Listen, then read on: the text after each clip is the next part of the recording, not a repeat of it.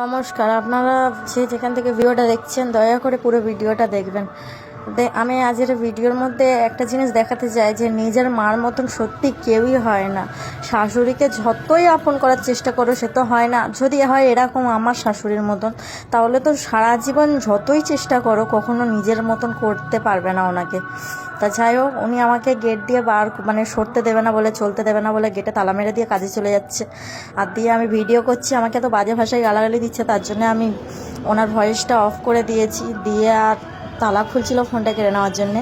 ওনার সব পার্সোনাল চাই, আমি ওনার জিনিসে ব্যবহার করতে পারবো না। যেরকম কল পায়খানা বা কেন ঘরে থাকবো, আমার বাবা মা কি করে দিয়ে গেছে সবসময় এটাই ওনার কথা। তাই উনি একটা একটা করে জিনিসের ক্ষতি করছে। উনি এটাও ভাবতে পারছে না যে আমি পরের মেয়ের ওপরে হিংসা করে নিজের ঘরের জিনিসের ক্ষতি করছি। যাই হোক, আমরা দুই যা, আমার একটা যা এরকম 1.5 বছর অত্যাচার করার পরে ও বাপের বাড়ি গিয়েছিল 1.5 বছর, দিয়ে তারপরে একটা জল জায়গায় গিয়ে ঘর বেঁধে বেড়ার ঘর বেঁধে রয়েছে। আর আমাদের এখানটা 2টো কামরা, পাকা ঘর, বারান্দা, কল পায়খানা সবই ঢালাই পাখা করা। আর আমার বাবা মা সমর্থ নেই যে আমার আলাদা কল পায়খানা করে দেবে, বা আমার স্বামীরও সমর্থ নেই যে আলাদা কল পায়খানা করবে। তা উনি এটাও বোঝে না যে আমি পরের মেয়েকে কষ্ট দিচ্ছি কম, কিন্তু নিজের ছেলেটা যে কষ্টটা বেশি পাচ্ছে সেটা উনি বুঝছে না।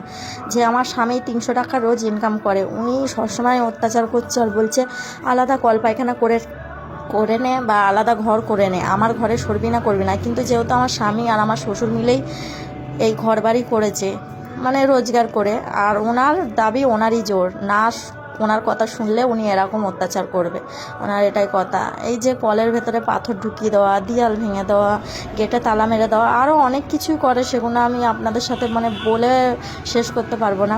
যেরকম জানলার কাঁচ ভেঙে দেওয়া, কারেন্টের তার ছেড়ে দেওয়া, মেন ফেলে দেওয়া, সমস্ত কিছু করছে। হয় উনি বলতে চাইছে হয় আমি থাকবো, নাই তোর বউ থাকবে। ওনার ছেলেকে এটাই বলছে যে ওর বাপ মা কিছু করে দিয়ে গেছে, ও এখানটা সরবে কেন, ওনার কল একা ছেড়ে দিতে হবে। ঘরে কল পায়খানা বলো যাই বলো, উনি পার্সোনালভাবে একা থাকবে, নাহলে এরকম করবে। কলটায় দেখতে পাচ্ছ পাথর দিয়ে ঢুকিয়ে দিয়েছে, এইদিকে দেয়াল ফিয়ালগুলো ভেঙে এই অবস্থা করেছে, এখানটায় এক পাশটা এখনও ভাঙা হয়নি। আমি এই ভিডিওটা শেয়ার করছি একটাই কারণে, যে এরমভাবে কাউকে কষ্ট দেওয়াচ্ছে, তাহলে ছেলেগুলোর বিয়ে না দেওয়াই উচিত। আমার ঘর দোয়া দেখতে পাচ্ছ কী অবস্থা। 2 দিন কলে জল ওঠে না বলে আমি লোকের বাড়ি দিয়ে জল এনে এনে কাজ করছি, এখন আমার কাজ হয়নি। আর এখানটায় উঠোনটা, রাস্তার ধারটা দেখতে পাচ্ছ, উঠোনে পাতা মাতা পড়ে নোংরা হয়ে রয়েছে। সামনে থানটা দেখতে পাচ্ছ, তুলসী থান, তাতেও পুজো দিলে, যদি পুজো দিই বা ধূপধানি রেখে একটা ধূপ ধরায়, সেটাকেও ছুঁড়ে ফেলে দেয় উনি। মানুষ এমনি হিংসা করে, অহংকার করে, ঠিক আছে, উনি ভগবানকেও নিয়ে ছাড়ে না অহংকার করতে। আর কিছু কিছু মানুষ বলে যে এখনকার মেয়েরা শাশুড়িদের নিয়ে চলতে পারে না, কিন্তু একটা শাশুড়ি যদি এরকম ব্যবহার করে, দেখুন কলের নাটগুলো খুলে নিয়েও চলে গেছে, একটা শাশুড়ি যদি এরকম ব্যবহার করে, তাহলে আমরা বউরা আর কত সহ্য করব।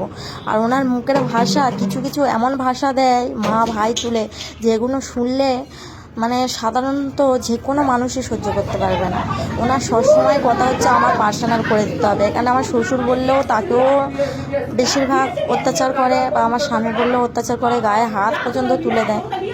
আপনারা শুনুন ওনার দাবিটা কি, আপনারা নিজের কানেই শুনে নিন যে উনি কী চাইছে, কী বলতে চাইছে।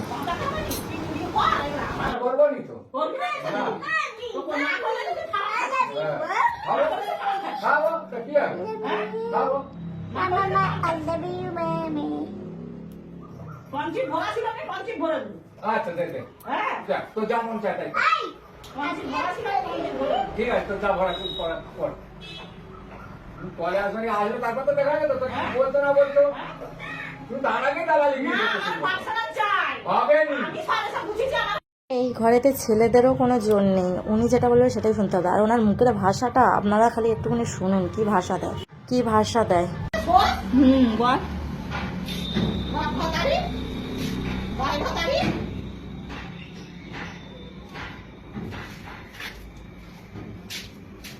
এমন মুখের ভাষা দেয় আমাকে, আমার ওনার সাথে তুমি বলে কথা বলতেও ঘৃণা হয়। সহ্য না করতে পারে বাপের বাড়ি চলে গেলাম। আর ভগবান এরকম শাস্তি যেন কারোর কপালে না জোটে। মানুষের অহংকারে যে মানুষ এতটা নিচে লেগে যায়, এই আমি প্রথম দেখলাম। সত্যি যে একটা মানুষ এতটা নিচে লাভে ভাবতেও পারিনি।